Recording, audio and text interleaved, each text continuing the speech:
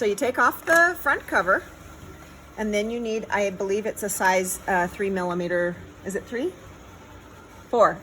A 4 millimeter Allen wrench. I'd like to point out, as the videographer, that they're a super cute couple. Moving back. So you loosen that, and then the whole thing just slips out of that hole, and then you put the new one in after you get your thread untangled. Here, let me cut it for you.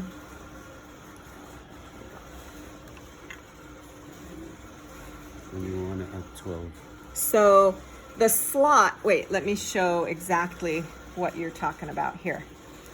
So the important part here is the slot right here. You can see what the spring bounces against.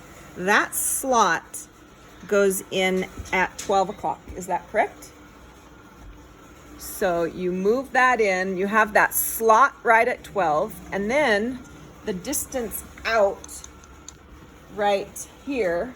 Can you point there, honey, so that they can see what part we're talking about? I'm gonna point with the needle pin.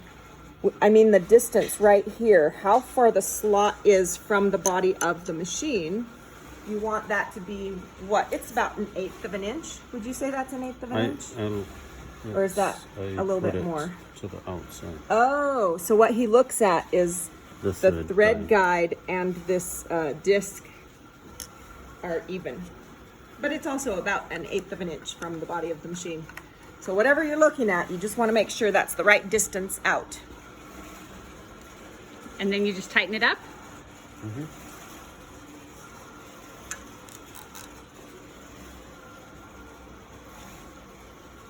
So is this something that somebody could do themselves, or do they need to call you, Mike? They could do it themselves, and they're welcome to call as well.